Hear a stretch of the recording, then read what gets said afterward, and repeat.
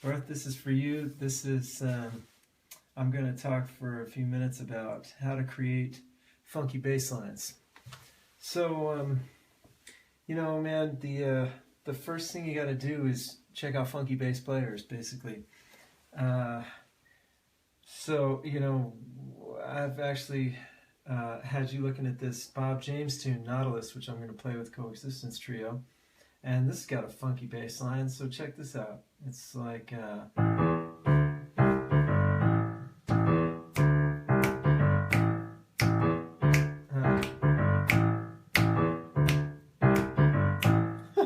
keep on putting anticipation in.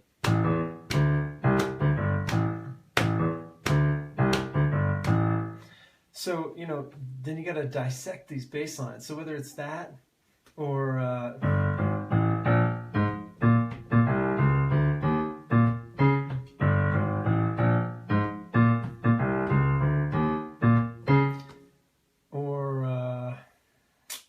you know, let's see, like a...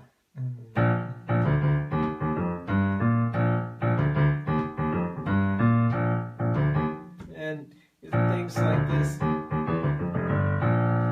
you know, checking out the little nuances of what somebody like Jocko or Paul Jackson, you know, does in their music. So if you want to continue this thread and send me some like specific thing to transcribe, I'm happy to do that. But let's just take a look at these examples. So basically, like, left hand needs to be root on your pinky, unless you're going down. In which case, you may have just your root on your thumb. In either case, you want to have basically an octave shape in your left hand as your default, right?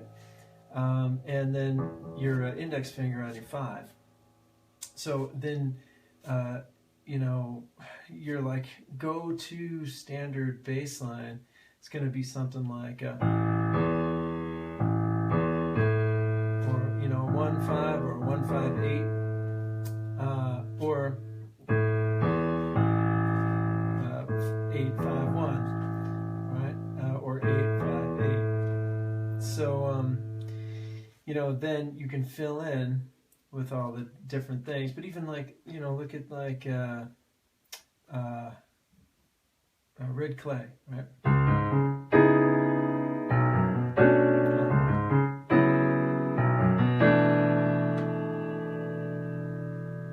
What is it?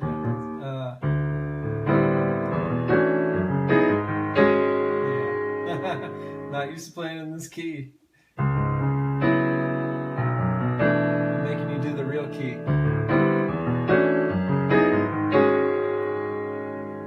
So, you know, look at that bass line, just 1-5-8, right?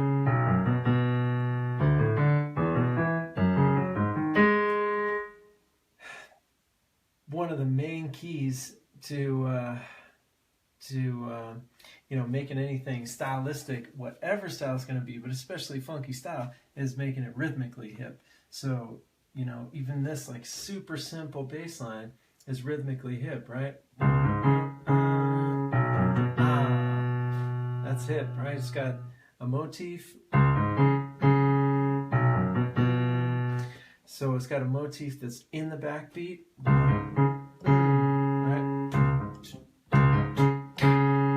Right on the backbeat, and then anticipated. Anticipated.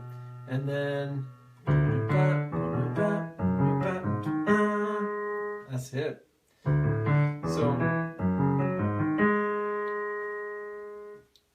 you know, working with motifs, right? This is all motivic, just variations on the motif of 1-5-8. Let's look at this Nautilus bass line. That's 1-5. Then he's using the minor pentatonic, right? 1-5, 4, 3, 4, 7, 1. Talk about hip rhythm, right?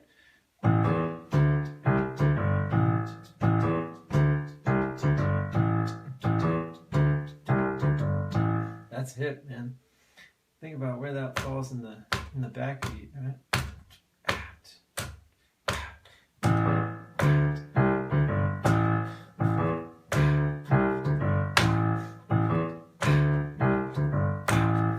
Jocko's always hitting on that 2 and 4 strong, right?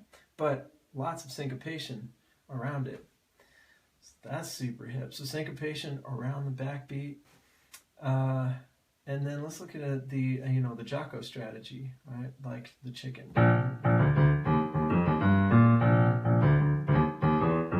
I'm fucking that up, sorry. Yeah,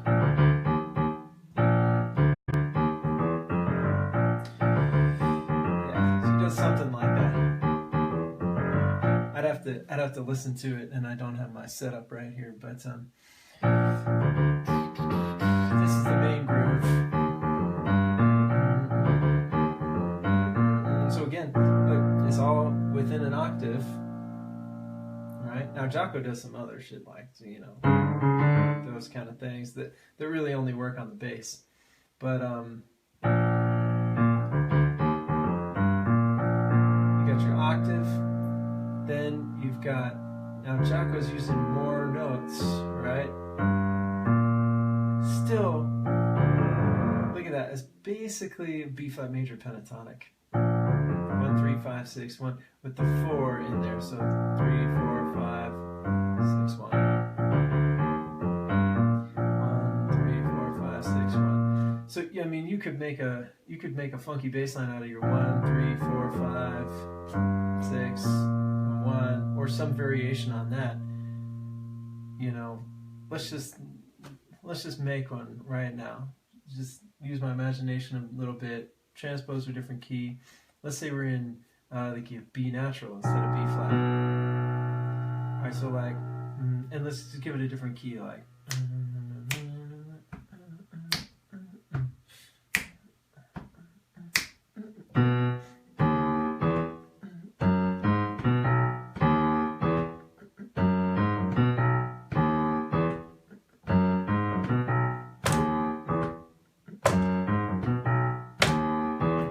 So there's the backbeat, there's the 3, 4, 5, 6, 1, and 8, 1. Here's the backbeat.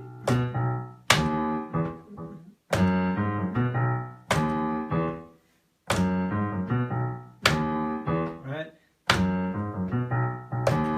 And there's syncopation.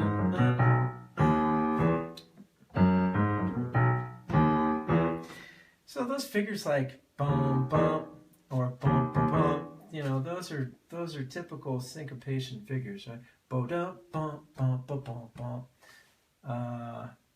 Bum bum bum bum bum bum bum bum. Let's see. What about this one?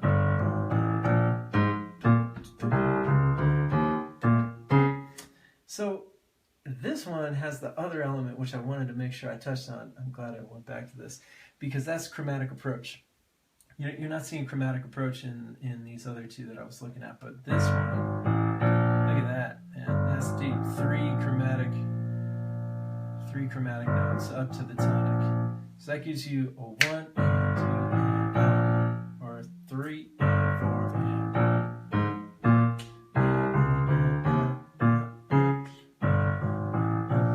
Now check this out. 1, 7, 8, still an octave, right? So this fits perfectly. Most bass lines fit perfectly into your hand. So one secret for sure, just physically, is keeping your hand in that octave shape and then utilizing some of these things. The 1, 5, 8, the pentatonic, the 3, 4, 5, and then using chromatic approaches.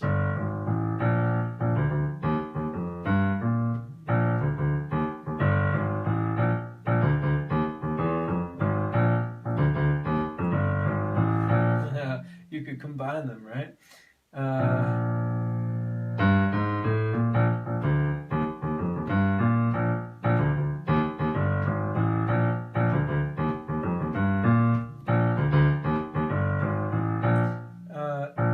These things start to become almost like, just little Lego pieces that you're putting together. The chromatic approaches.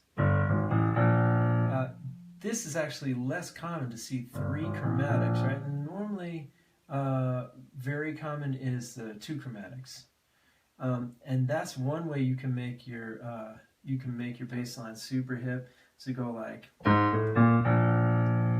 like, especially two chromatics to the one.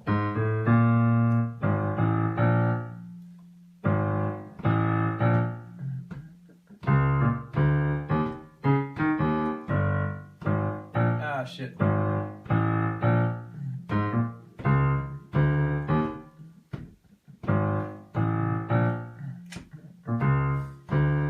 Already is pretty hip, right? Just doing two chromatics to the one. And you can do two chromatics the other way. This is a little bit more outside the box, but check it out. If you were going to do like a... let's see.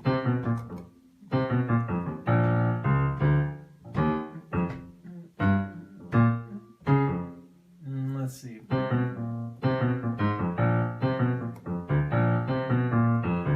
It's trickier.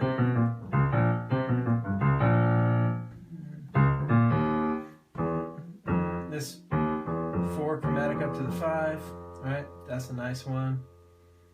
And that one leads nice like this, and you got your octave off the 5.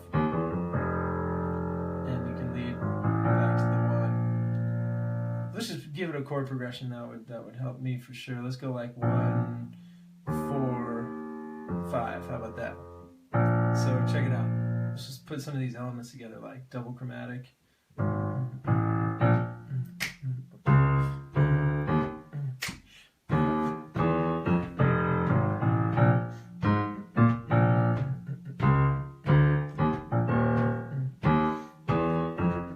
Notice I got my 1, 5, 8 like right there. 8, 5, 1, 8, 5, 1.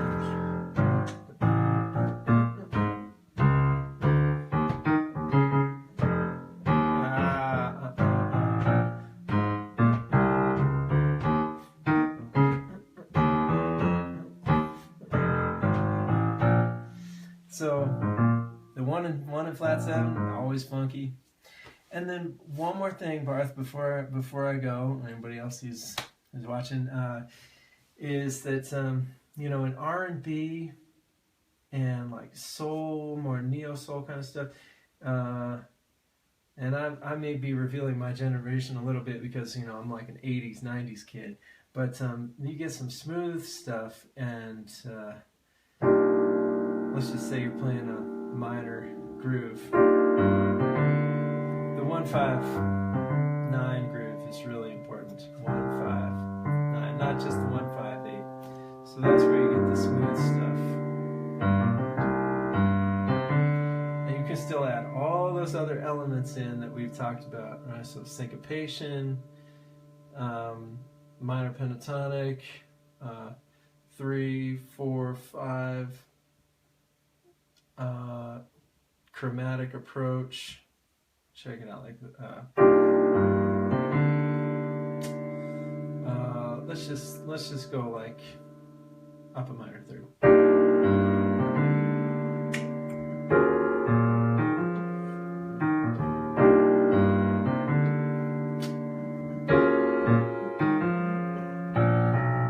There's the chromatic approach. There's the 4, 5, 3, 1 minor pentatonic, right?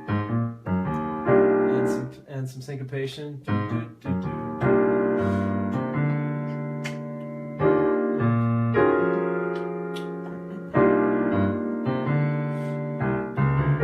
the chromatic approach.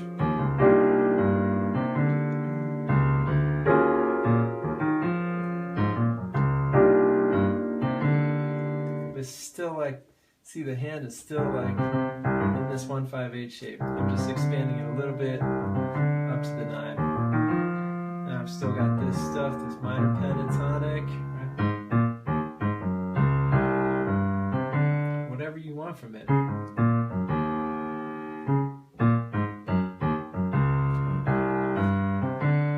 Chromatic.